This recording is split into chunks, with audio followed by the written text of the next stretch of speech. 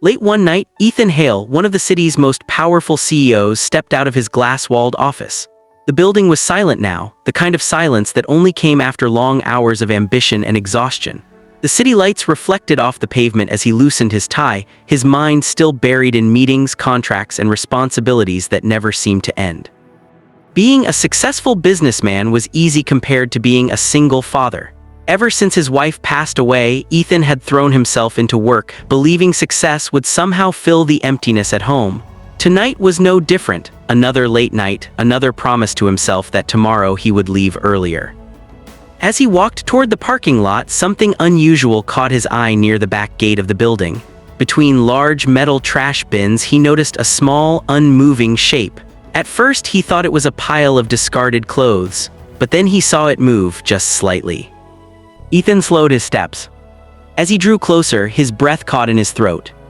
Curled up on torn cardboard was a little girl no more than 7 years old. Her thin body trembled in the cold night air. Her clothes were worn and dirty, far too light for the weather. Wrapped tightly in her arms was a small stray dog, its ribs visible, its fur matted and damp. The dog was shaking, but the girl held it close as if her warmth was the only thing keeping it alive. Her face was peaceful in sleep, but there was a sadness even there, an exhaustion that no child should ever carry. Ethan felt something twist painfully inside his chest. He had seen numbers fall and markets crash without emotion, but this was different. This was real. This was human. This was a child who should have been in a warm bed, not sleeping beside garbage like she had nowhere else to go. Carefully, afraid to wake her, Ethan removed his expensive coat. It was a coat he rarely noticed, but tonight it felt heavy with meaning. He gently placed it over the little girl and the dog, making sure both were covered. The dog stirred, lifting its head weakly, but did not bark. Instead, it pressed closer to the girl, trusting her completely. Ethan stood there for a long moment, staring down at them. In that quiet alley, surrounded by trash and shadows, his world shifted. He didn't know the girl's name, he didn't know her story, but he knew one thing with absolute certainty. This was not something he could walk away from. The girl suddenly stirred beneath the coat. Her eyes opened wide in fear, and she instantly wrapped her arms tighter around the small dog, pulling him close to her chest. The dog let out a low, weak growl, not out of anger, but out of instinct. It was clear he was used to protecting her, even though he had little strength left. "Please don't," the girl whispered, her voice shaking. "Don't take him." Ethan quickly knelt down, raising his hands to show he meant no harm.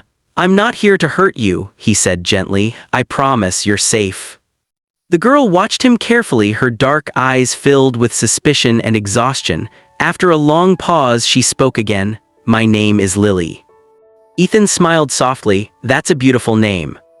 Lily looked down at the dog and stroked his head. "This is Max. He gets scared when strangers come."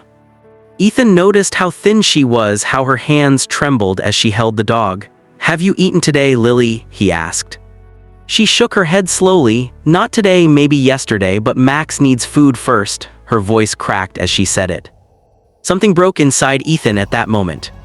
They sat together on the cold ground as the night stretched on. Ethan spoke gently, asking questions without pressure. Bit by bit, Lily began to open up. She told him her mother had been sick for a long time. When her mother died months ago, Lily was left alone. Relatives had promised to take care of her, but they never came back. With nowhere else to go, the streets became her home. "I sleep where it's quiet," Lily said softly. "People don't look there." Max, she explained, had found her one rainy night. He was hurt and hungry too. From that moment on, they never left each other. "He stays when everyone else leaves," she whispered. Ethan listened, his chest growing heavier with every word. He saw something painfully familiar in Lily's eyes, a loneliness he had once seen in his own son. After his wife's death, Ethan had been physically present but emotionally absent, buried in work while his child quietly learned how to be alone. Looking at Lily, Ethan realized how close loneliness could push a child into silence. As the wind grew colder, Ethan stood slowly. "Lily," he said softly, "you shouldn't be here tonight." Her grip tightened around Max. "You won't take him away." Ethan met her eyes, his voice steady but filled with emotion. "No," he said, "I won't separate you, not ever." For the first time that night, Lily's shoulders relaxed just a little. Ethan took Lily's small hand and guided her toward a nearby cafe that stayed open all night. The warm lights inside felt like another world compared to the cold alley they had just left. Lily hesitated at the door, pulling Max closer, unsure if she was truly allowed to enter a place so clean and bright. "You can come in," Ethan said softly, "both of you." They sat in a quiet corner booth. Ethan ordered hot soup, bread, and milk. Lily watched the steam rise from the bowl as if it were something magical. Before touching her own food, she carefully pushed a small piece of bread toward Max. Only after the dog began eating did she lift her spoon. Ethan turned away for a moment, pretending to check his phone, but the tight feeling in his chest made it hard to breathe.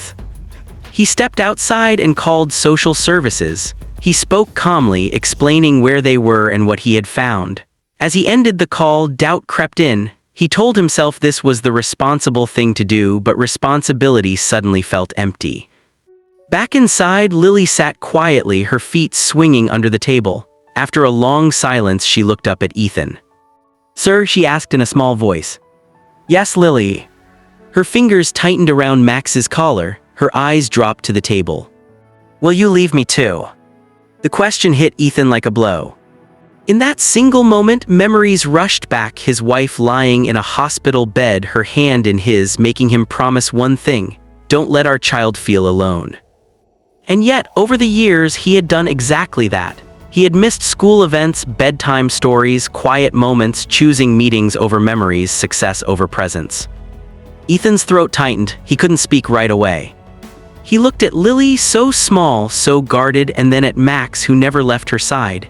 He realized Lily wasn't just asking about tonight. She was asking about life, about whether adults always disappeared, about whether love ever stayed. He finally leaned forward. "I don't know what will happen next," he said honestly, "but I promise you this, I won't walk away." Lily searched his face, looking for lies. Finding none, she nodded slowly.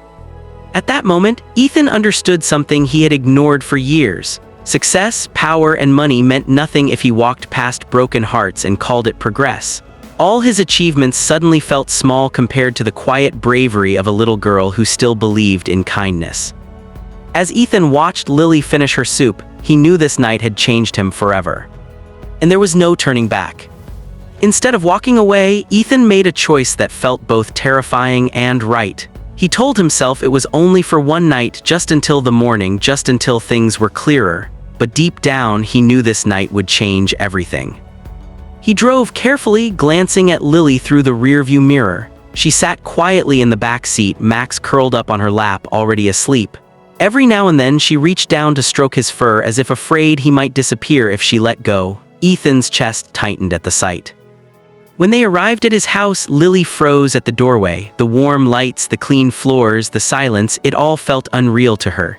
"Is this really your home?" she asked softly. "Yes," Ethan replied, "and tonight it's yours too." Ethan's son Noah appeared at the top of the stairs, rubbing sleep from his eyes. He stared in confusion at the strangers in the living room. Ethan knelt beside him and gently explained. Noah listened quietly, then looked at Lily. "Hi," Noah said simply.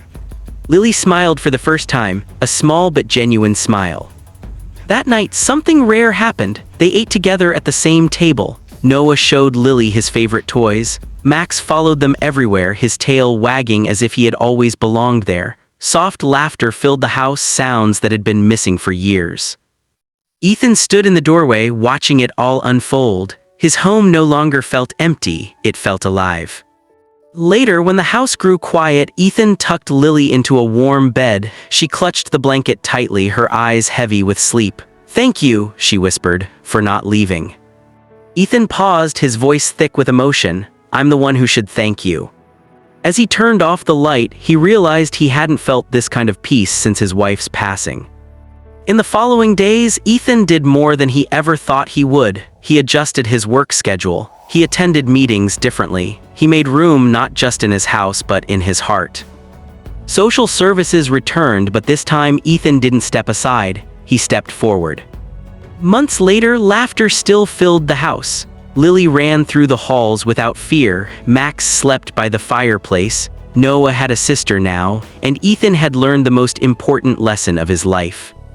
Sometimes the family you save doesn't just change your world. They save you right back.